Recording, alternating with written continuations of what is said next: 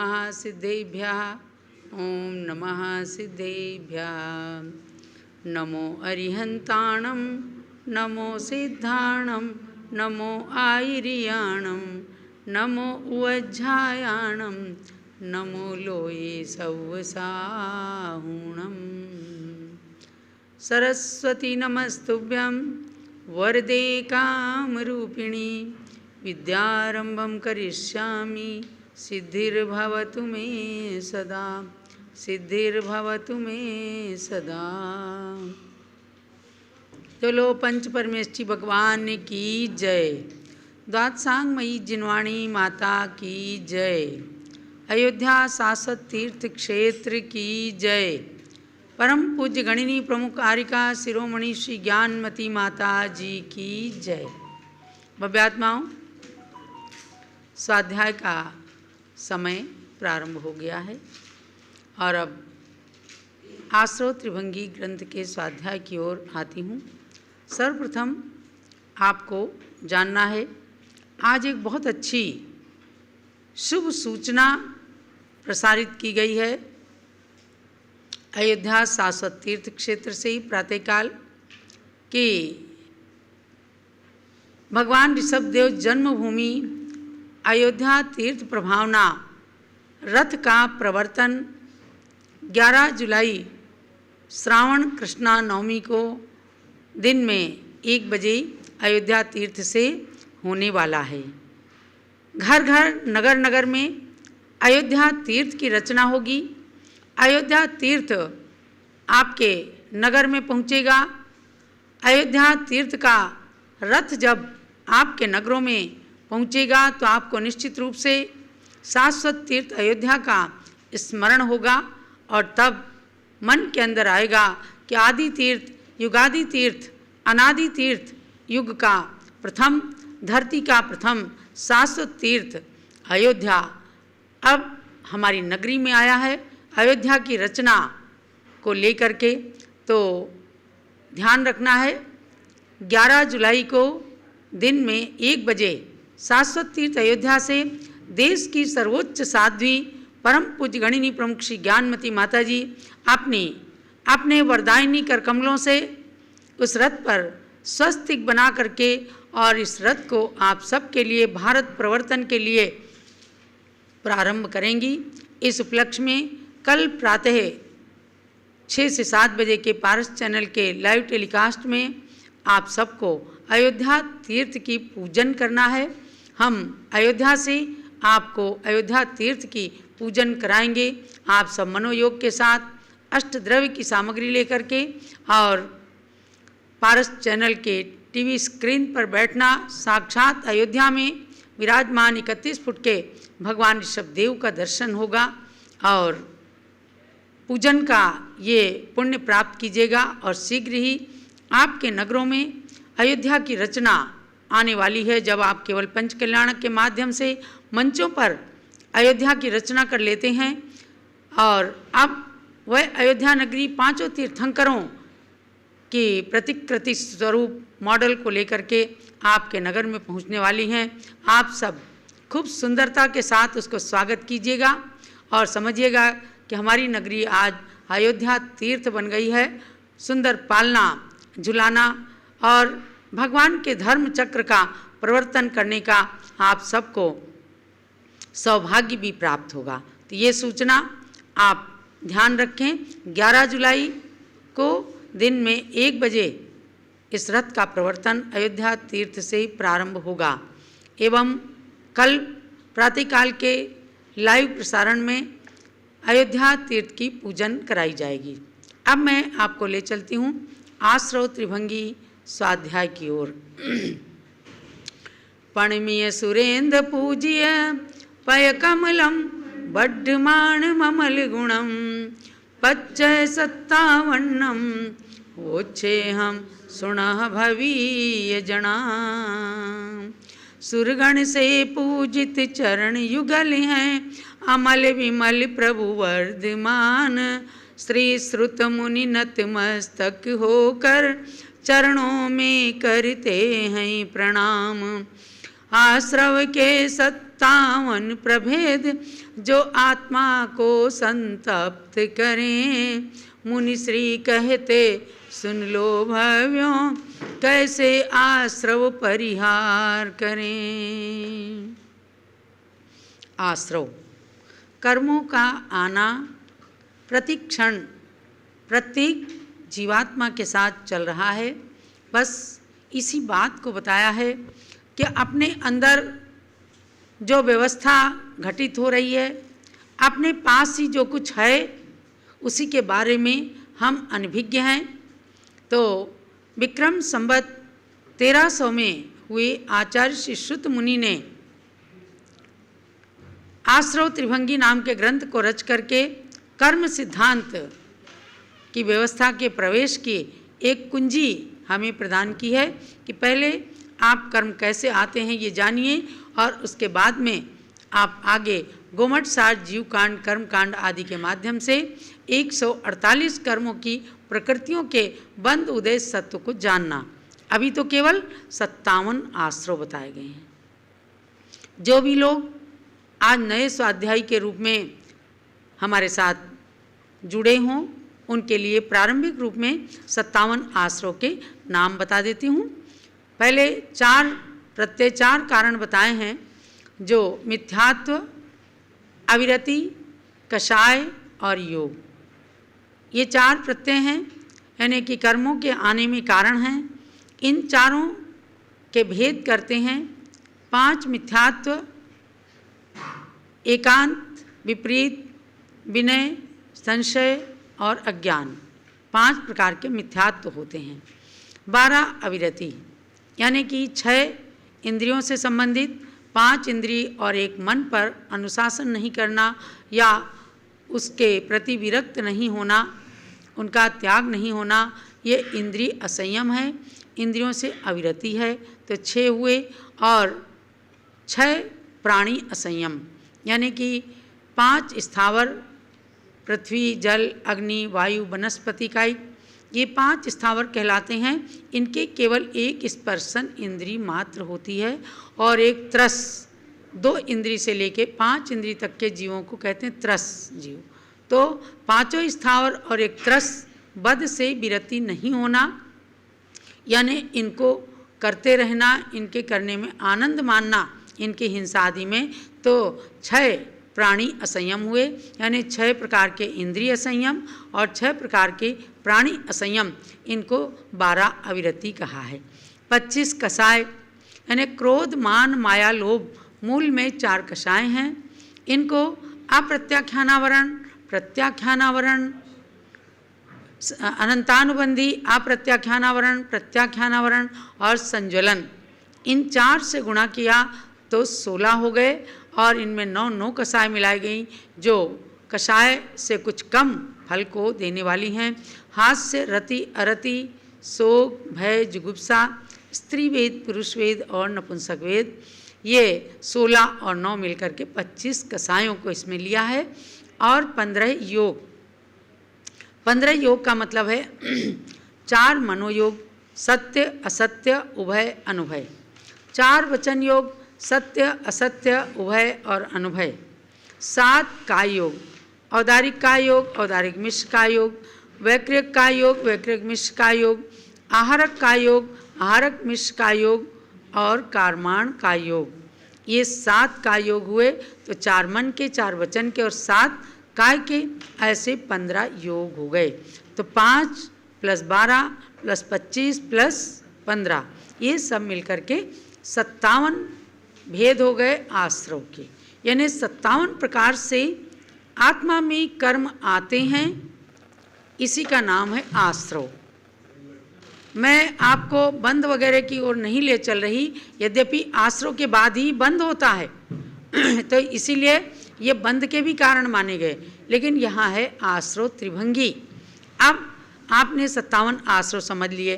त्रिभंगी का मतलब ये है कि आश्रव, अनाश्रव और आश्रव विच्छुत्ति, ये 3 चीज़ें इस आश्रव के प्रकरण में बताई गई हैं कि कितने का आश्रव है 57 में से, और कितने का कौन से गुण स्थान में अनाश्रव है, और कितने का कौन से गुण स्थान में आश्रव विच्छुत्ति हुई है, ये बात आपको बताई जा रही है। कल मैंने आपको 3 गुण स्थान तक की व्यवस्था बताई थी, पूरा चार्ट बनाना है आपको, यानी 57 आश्रव आपने एक कॉपी के अंदर लिख लिया।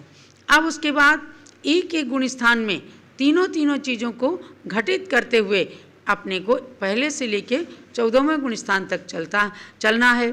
मेरे पास प्रश्न आया है कि जब दूसरे गुण स्थान में 2 का अनाश्रव तथा 5 की विच्छुत्ति होने पर 50 का आश्रव होता है, तो तीसरे गुण स्थान में आहारक मिश्र मिथ्यात्व 5 अनंतानुबंधी 4 मिलाने पर 11 हुआ, लेकिन आश्रव 43 का ही क्यों हो रहा है। अब ये प्रश्न आपने सही किया है, यह आपका प्रश्न बिल्कुल सही है। तो आप इसके बारे में सुनिएगा कि पहली बात क्या है कि दूसरे गुण स्थान में 2 का अनाश्रव नहीं है। 2 का अनाश्रव पहले गुण स्थान में है, यानी 57 में से 55 का आश्रव हो रहा है और 2 का अनाश्रव इसमें है आहारक और आहारक मिश्र का, तो ये दूसरे गुण स्थान में नहीं है। दूसरे गुण स्थान में तो 7 कर्मों का अनाश्रव है। तो ये थोड़ा सा आप सुधार लेना। जिनका भी, ये किनका प्रश्न है? शालिनी जैन कोई हैं, इन्होंने प्रश्न किया है, तो आप इसको सुधार लेना कि 50 का आश्रव दूसरे गुण स्थान में है और अनाश्रव दूसरे गुण स्थान में 7 का है, क्योंकि जो पहले गुण स्थान में 5 मिथ्यात्व की विच्छुत्ति हुई वह दूसरे गुण स्थान में अनाश्रव बन गई, और 2 आहारक और आहारक मिश्र सभी गुण स्थानों में छठे को छोड़कर सब में ही अनाश्रव में रहेंगी। तो 7 का अनाश्रव दूसरे गुण स्थान में है। अब आपने जो किया है कि तीसरे गुण स्थान में आहारक आहारक मिश्र मिथ्यात्व 5 अनंतानुबंधी 4 मिलाने पर 11 हुआ, तो आश्रव 43 का ही क्यों हो गया। तो आपको समझना है कि तीसरे गुण स्थान में अनाश्रव 14 का हो गया। जो ऊपर आप 43 मान रहे हैं उनमें से 3 कर्म इधर आ गए। 11 का होना था, यहाँ पर 11 का अनाश्रव होना था, किंतु गाथा नंबर 12 देखिए। गाथा नंबर 12 के अंदर औदारिक मिश्र जहाँ पर विशेष आश्रव गुण स्थानों में बताए हैं, तो तीसरे गुण स्थान के लिए कहा है औदारिक मिश्र, वैक्रियक मिश्र और कारमाण। ये तीन जो है अनाश्रव में हैं, क्योंकि इनका आश्रव नहीं होता है। तीसरे गुण स्थान में मरण नहीं होता है, इसलिए विग्रह गति नहीं है, और ये तीनों विग्रह गति में ही होते हैं। औदारिक मिश्र भी और वैक्रियक मिश्र और कारमाण ये विग्रह गति में होते हैं। तो ध्यान देना है आपको कि तीसरे गुण स्थान में मरण नहीं होता है, इसलिए इन तीनों को अनाश्रव में लिया है, और ऊपर से 46 में से ये 3 अनाश्रव में आ गई, तो 43 का आश्रव और 14 का अनाश्रव हो गया, और विच्छुत्ति इसमें कुछ है ही नहीं, शून्य है। तो ये समाधान आपके प्रश्न का हो गया है। अब एक प्रश्न दूसरा आया कि 9वें गुण स्थान में 6 भेद कैसे होते हैं। ये 9वें गुण स्थान की प्रक्रिया है कि 9वें गुण स्थान में 6 स्टेप करिएगा आप। पहले 2 स्टेप करना है, सवेद भाग और अवेद भाग। क्या है कि जैसे जैसे आगे के ऊंचे गुण स्थानों पर चढ़ते हैं तो बहुत सूक्ष्म व्यवस्था आ जाती है। तो 3 शुरू के सवेद भाग में तीनों वेद भाव वेदों को वहाँ पर उसकी विच्छुत्ति की है, और उसके बाद में 3 अवेद भाग में तीनों नहीं है, तीनों वेद, और उसमें संज्वलन की 3 कषायों की विच्छुत्ति की है। तो ये केवल 9वें गुण स्थान की व्यवस्था है, सवेद भाग और अवेद भाग। तो सवेद के 3 और अवेद के 3, ऐसे 6 स्टेप कर लीजिए कि उसमें सूक्ष्म व्यवस्था को बताने के लिए आचार्यों ने इस प्रकार से कहा है। एक एक भाग में एक एक आश्रव की विच्छुत्ति वहाँ पर की है। तो ये आपको विशेष रूप से ध्यान देना है। अब मैं चलती हूँ चौथे गुण स्थान में। एक बार बहुत सरलता के साथ एक दृष्टि में हम पहले से तीसरे तक भी आ जाते हैं। पहले गुण स्थान में केवल 57 में से आपको गिनना है, यानी 57 आपने लिख लिए, 57 नोट हैं आपके पास। आपने किसको कितना दिया, कितना आपके पास है, कितना आपसे छूट गया, ये बस इसी तरह से 57 में कितने का आश्रव है कौन से गुण स्थान में, कितने का अनाश्रव है और कितने की विच्युति। तो पहले में 57 में से 2 निकल गए तो 55 का आश्रव है। 2 कौन से निकले, आहारक द्विक, ये अनाश्रव में आ गए। और आश्रव विच्युति में 5 की विच्युति। विच्युति का मतलब ही ये होता है कि जिस गुणस्थान की व्यवस्था को कह रहे हैं उसमें पूरे गुणस्थान तक जिनका उदय रहता है यानी जिनका आश्रव होता है वह उस गुणस्थान के अंत में विच्छिन्न हो जाते हैं, यानी उससे छूट जाते हैं, तो अगले गुणस्थान में वे अनाश्रव बन जाते हैं। तो ये हुई प्रथम गुणस्थान की व्यवस्था। द्वितीय गुणस्थान में 50 का आश्रव है, माने 5 मिथ्यात्व और 2 आहारक द्विक छोड़ करके, और 5 का आश्रव हुआ, 7 का अनाश्रव। आप इसको गिनना कि आश्रव और अनाश्रव हर गुणस्थान का मिलकर के 57 का अंक आ जाएगा, 57 की गिनती आ जाएगी। तो 50 का आश्रव और 7 का अनाश्रव।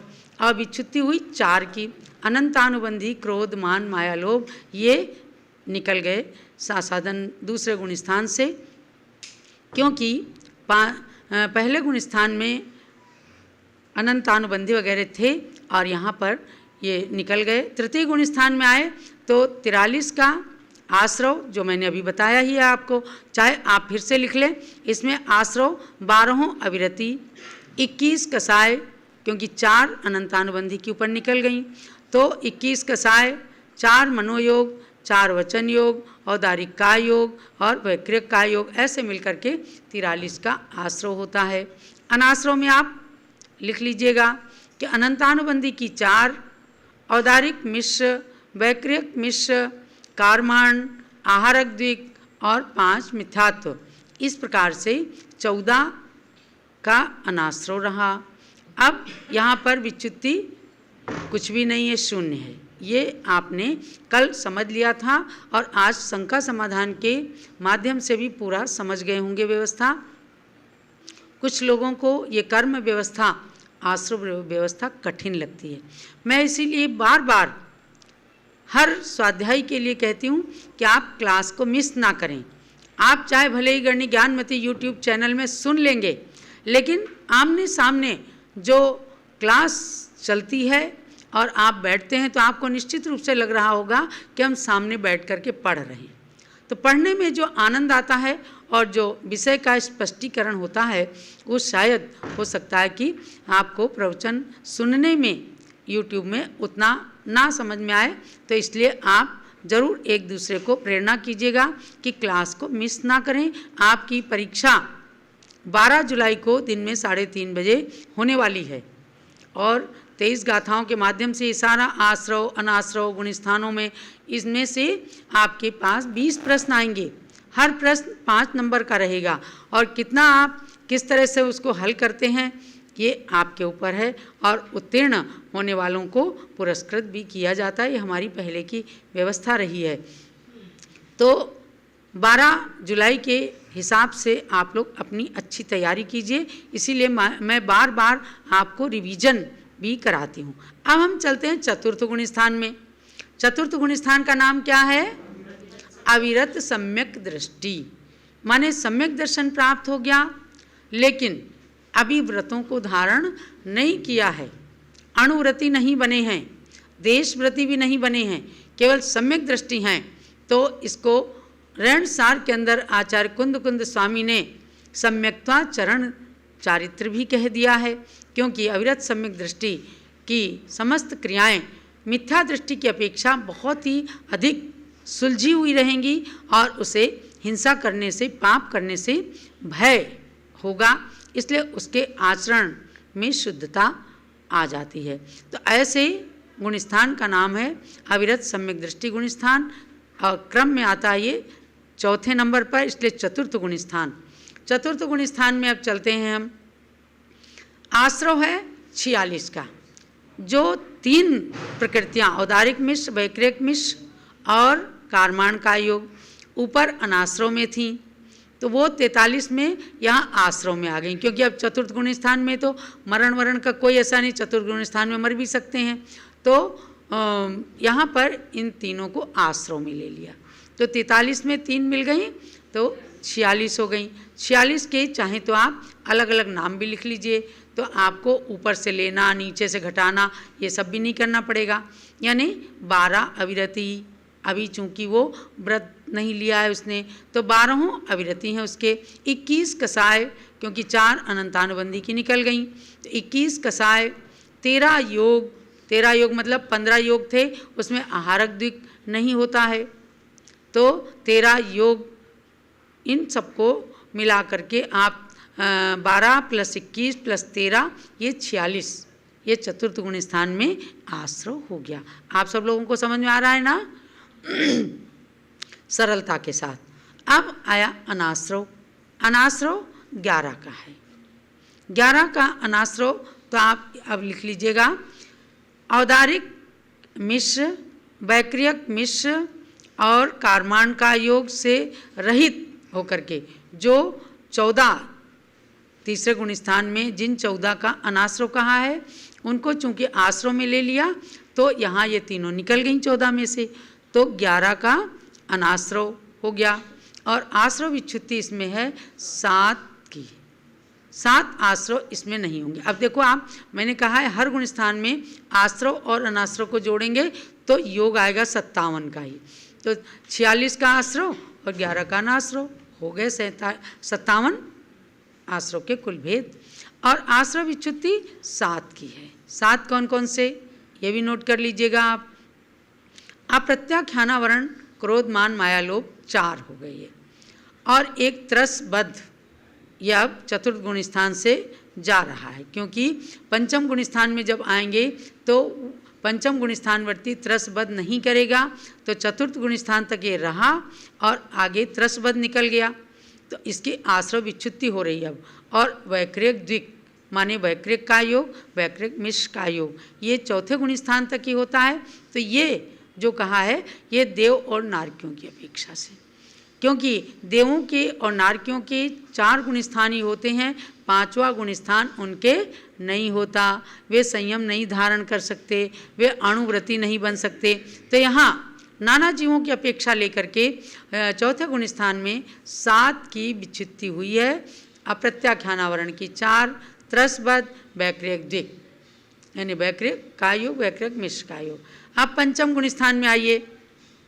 पंचम गुण स्थान में 37 का आश्रव। 37 का आश्रव कैसे, 11 अविरति, तो त्रसबद्ध इसमें से निकल गया।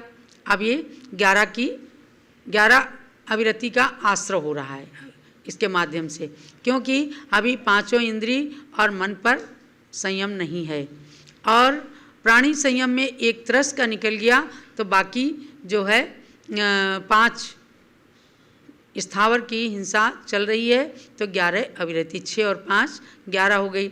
6 प्रत्याख्यान क्रोध, मान, माया, लोभ की 4, 11 अविरति, 4 प्रत्याख्यान की कषाय, 4 संज्वलन की कषाय, तो ये 8 कषाय हो गई।